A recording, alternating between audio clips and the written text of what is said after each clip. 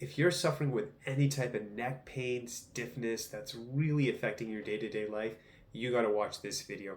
My name's Dr. Sandy. I'm a practicing chiropractor. It's been over 20 years now, and my mission is to help people get better and stronger naturally through chiropractic care. And today's topic is neck pain.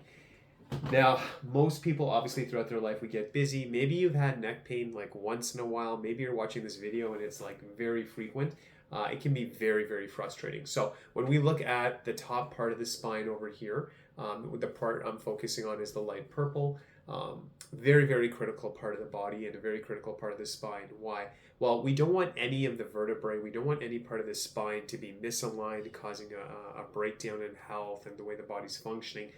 But I'd have to say this part is probably the most critical. Why? This is the gateway going into the skull, but more importantly, going into your brain. So I love chiropractic because the way they look at the body is always from a function point of view. So if we maximize function, you will obviously feel better, but we're very function based, which that's another way of saying like we're really about getting to the root cause of things. So if this is healthy, properly aligned, the muscles are relaxed, we have proper blood flow, we have proper nerve flow, everything's working the way it should. Not only is your neck feeling good, but you're probably going to have less symptoms like headaches or dizziness. And the biggest thing is that if we have a proper signal and channel going back from brain to body and this is properly aligned, you'll have better focus, your mood's going to be better because that's literally the pathway going into the brain.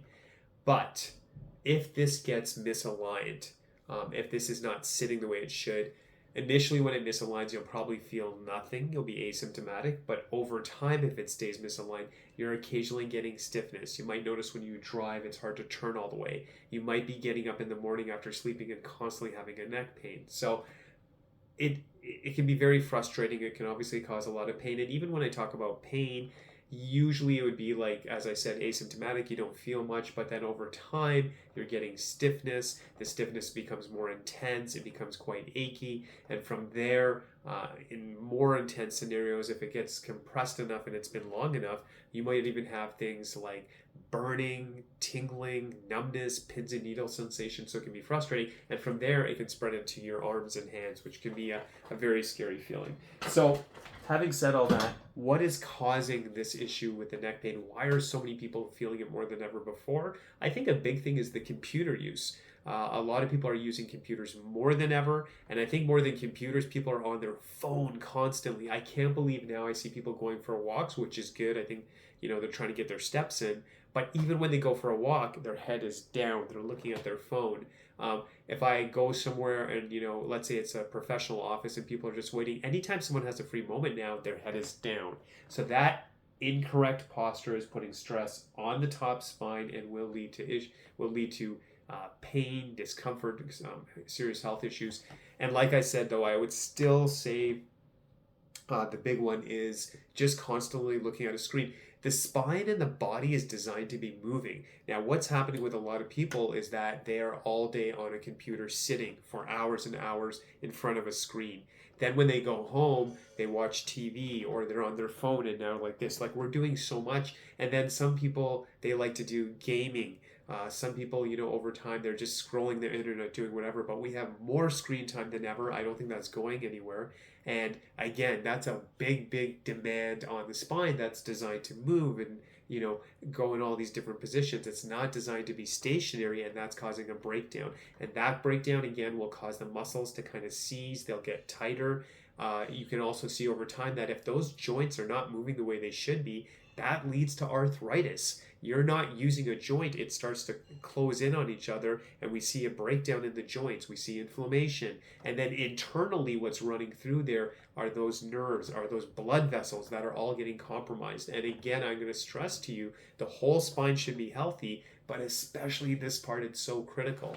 And if it gets bad enough, again, the pain, the tingling, the numbness, and then symptomatically, headaches, dizziness, brain fog, and we're seeing a lot of this. Now, what is brain fog? Brain fog is almost like trouble focusing, you can't think clearly, you're thinking but it's like slower, like a computer that's running slower almost. So it's affecting all of that. So it's a critical area, and again, it can go into the arms and head. So what causes it? I would say, as I said, the computer time. Stress is a big factor that causes a breakdown in the neck and the spine, which is very concerning because we are busier than ever. We have more stress than ever.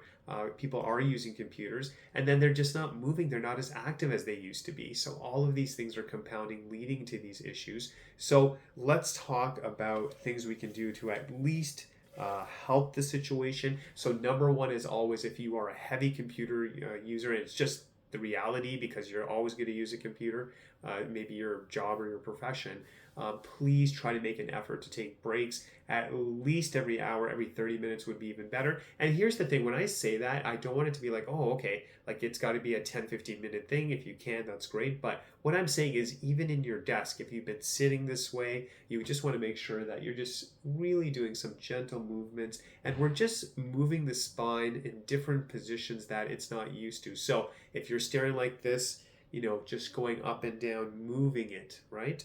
And then maybe going side to side. One of my favorites is just going here. And, literally, this just takes 1 or 2 minutes. You don't even have to get up from your desk. Ideally, you should.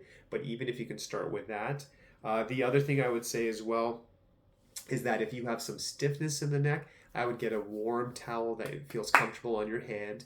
And with that temperature, then you can just gently get that warm towel and apply it to the neck if you're feeling stiffness. This is a general principle. And if you're feeling that sharp pain, like electrical or like a pins and needle sensation, then you may want to get a cold towel. And with a cold towel, just putting it on the neck just to bring down the inflammation. How long should you apply it for? I would start with maybe 5 to 10 minutes.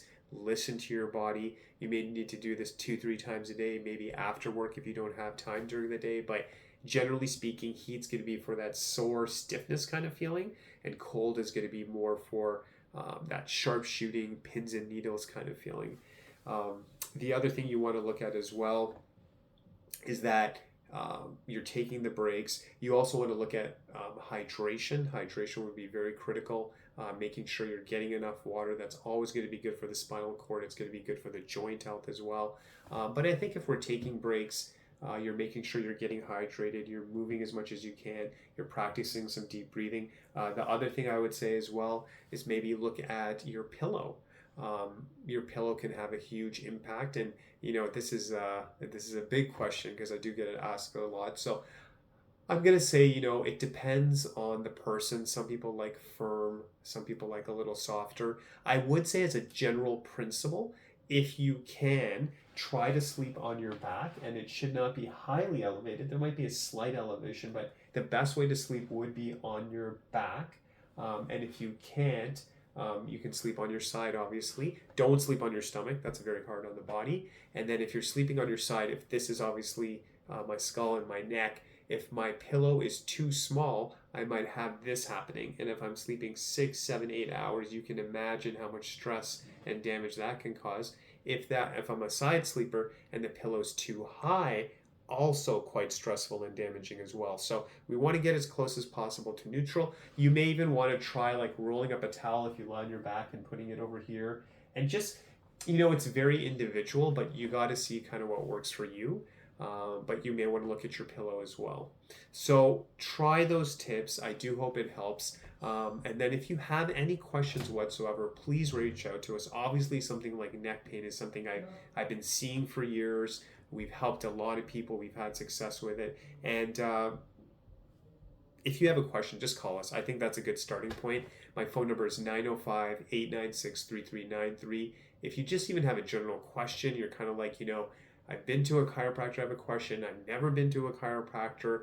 Do you deal with, neck pain, headaches, vertigo, back pain, sciatica? Like, if you have any just general questions, we're here for you.